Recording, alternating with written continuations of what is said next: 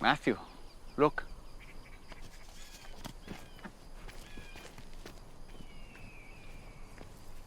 Mary finished the notices. They're leaving to spread the word. I hope they can find a way to work together. What do you mean?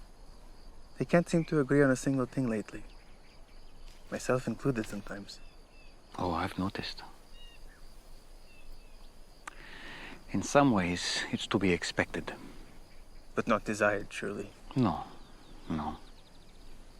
But it's what's bound to happen when you start something that's open to all, truly, all people.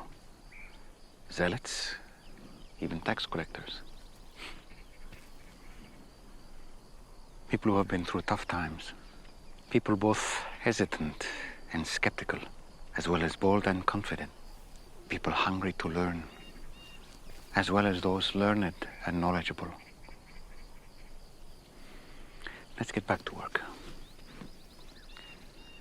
How many sections are we up to? 19. Here's a little incomplete, huh? There is something about 20 that is more symmetrical. You could always shorten it to 18. Brevity is usually preferred.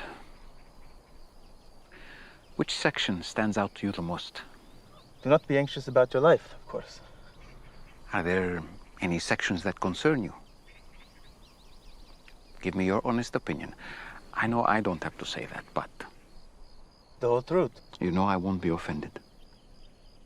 It's, well, very striking. But if I do the math in terms of good news and bad, it seems like there's not a lot of good news. Anyone who looks at a woman with lust has already committed adultery. Doesn't that make everyone an adulterer? If your right eye causes you to sin, gouge it out. Wouldn't that lead to an entire population of people walking around with only one eye? Oh, and this one. If anyone were to sue you and take your tunic, let him have your cloak as well. Trees that bear bad fruit being cut down and thrown into the fire. The gate is narrow and hard that leads to life. Depart from me, I never knew you. Do you realize how heavily laden your sermon is with these kinds of ominous pronouncements? I haven't even named half of them. It's a manifesto, Matthew. I'm not here to be sentimental and soothing. I'm here to start a revolution. Well, love your enemies and pray for those who persecute you. That isn't exactly... I said revolution, not revolt. I'm talking about a radical shift. Did you think I was just going to come here and say, hey, everyone, just keep doing what you've been doing for the last 1,000 years since it's been going so great? Also, there's the beginning and the end. What about the beginning?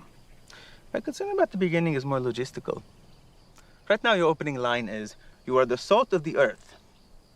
I'm worried, particularly if it is windy, or if the crowd is larger than we expect, that people near the back will hear, salt the earth, and it will immediately call to mind a negative connotation. The Punic Wars? Yes. When Rome destroyed Carthage, they sowed the city with salt to make it barren, and to curse anyone who would rebuild upon it. I share your concern about the opening line, but for different reasons. I think the sermon needs some sort of introduction, an invitation into what, as you have rightly pointed out, will be a complex and at times challenging set of teachings. What does you are the salt of the earth even mean? I'm not good at metaphor. Salt preserves meat from corruption. It slows its decay. I want my followers to be a people who hold back the evil of the world. Salt also enhances the flavor of things. I want my followers to renew the world and be part of its redemption.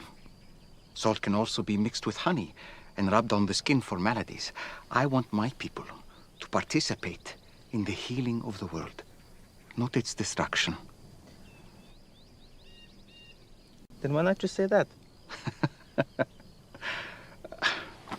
Come on, Matthew. Allow me a little poetry, huh? Not everyone is like you. Some people like a little flavor. Read the songs of David or Solomon. I'm not going nearly as far with metaphor as Solomon. I'm reading him next. Well, good luck. He's probably... Yeah. I told you. These things will make sense to some, but not to others. I don't want passive followers. Those who are truly committed will peer deeply into it, looking for truth. But I do agree with you. We shouldn't begin with salt. You make a valid point. Good work. You could flip it with the next image. You are the light of the world.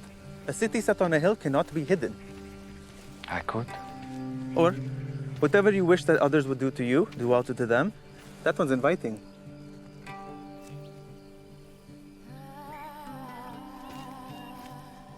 Master, may I ask why you keep coming down to look at the camp? They've all gone, haven't they? They have.